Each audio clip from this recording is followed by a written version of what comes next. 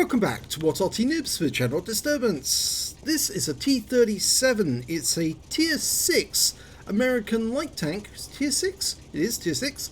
And it's located on the north spawn of Mountain Pass under the command of General Anonymous.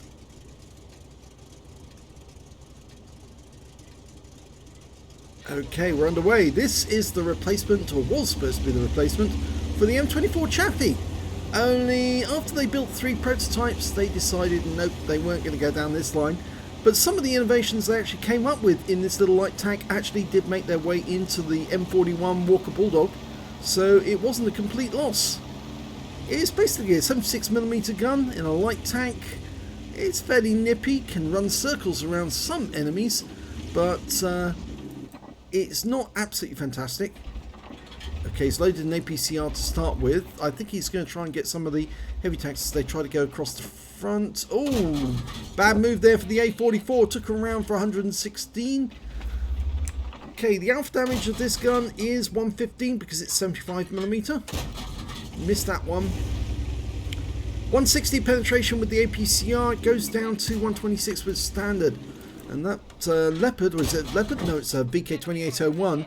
Managed to get across to the opposite spot and is firing back at us. And yep, got him. But actually didn't get the hill. The kill went to the T29. There's the enemy T29 there.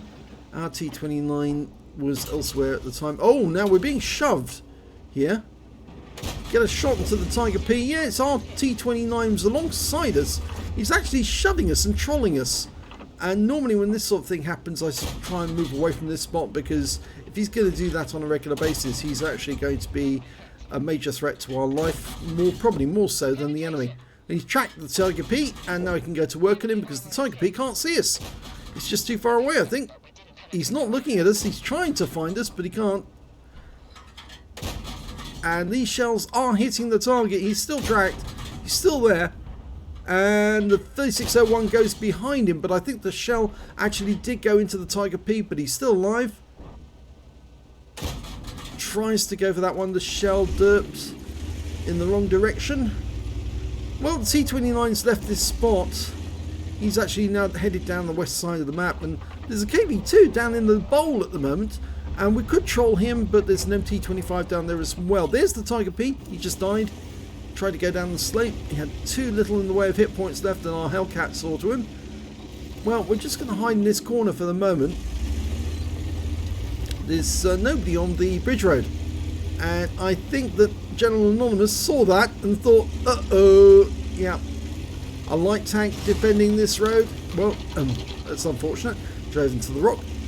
Yes, if somebody isn't around here, there could be something nasty coming up, and there was. It was a Super Hellcat, but one round was enough for him. There's also a 3601H on the bridge, firing at our teammates, so I think we need to get rid of him pretty pronto. There he is, and he can see us. Can't hit us though, because he hasn't got the accuracy to do it, and he's out the game anyway. Skoda T25 got him. He's actually just behind us. There he is. Okay, so we don't need to be on the bridge road anymore, but we do have to be just around the corner because there's a KV2 there, and we don't really want to get derped out of existence with one shot. So we're going to try and take this casually by ambushing him just as he goes around the corner. Oh no, this is not good. This is not good. He is headed this way. Got the wreck between us and him, but he has got that big 152mm. Oh, he misses! He misses! Okay, this will give us a chance not only to get some damage, but also possibly to kill him. And there's a fire, and he gets him. Well done. So that's his second kill.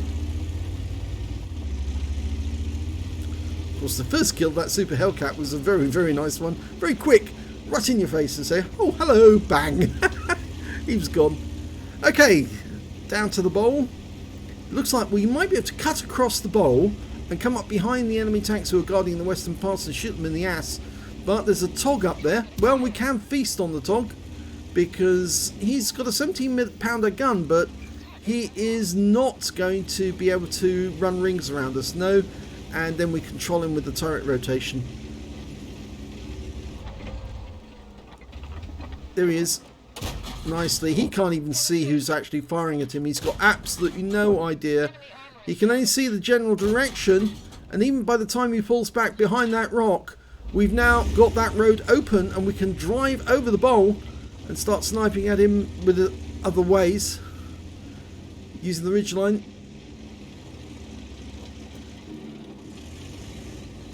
Well, the enemies managed to push round the Western Pass, and the T-29 is the only one holding that one now.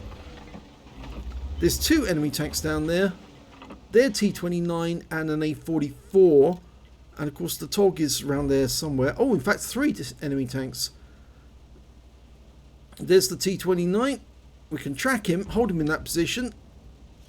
He just lost a fair bit of hit points to our Jagdpanther.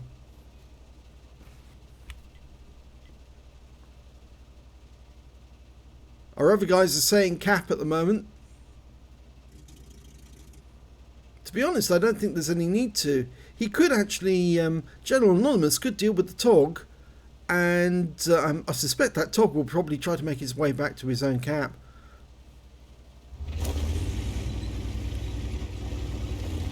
Okay, General Anonymous has decided to abandon that position. Now, is he going to have a quick look to see where the TOG is and then go after him? Is he still there? No. Oh, there he is. And in fact, the A-44 went back to defend their cap, and no, you're not going to hit that cupola. Not at this range. Oh, he did! Oh, proves me wrong straight away.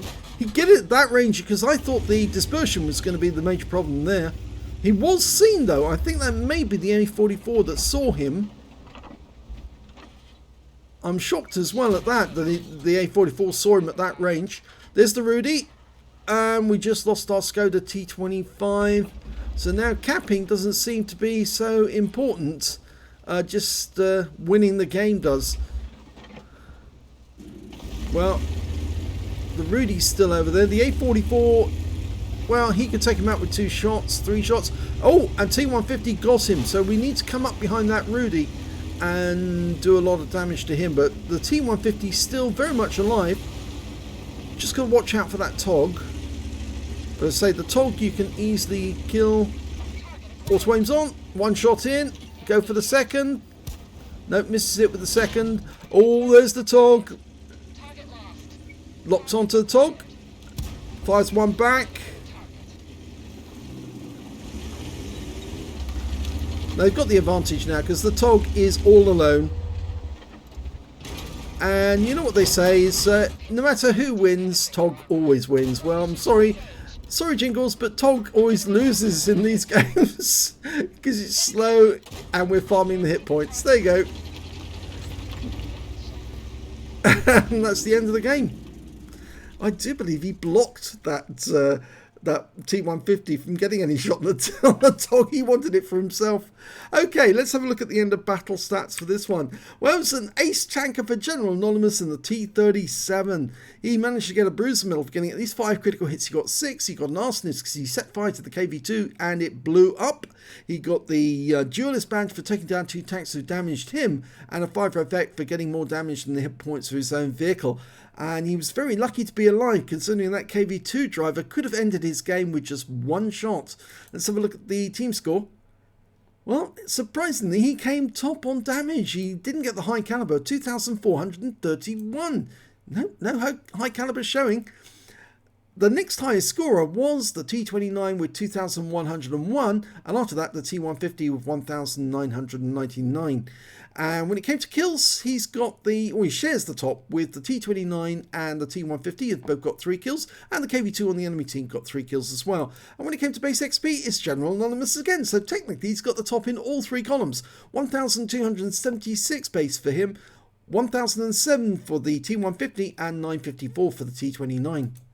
He fired 38 rounds, got 25 direct hits and 21 penetrations, damage of 2,431 hit points, of which 1,522 were up more than 300 meters. Those were the shots he was firing across the bowl. 1 hit received from the enemy. It was a penetration, yes, I'm afraid so. And 1 enemy vehicle spotted, 7 enemy vehicles damaged, 3 killed, and 924 hit points of damage assistance.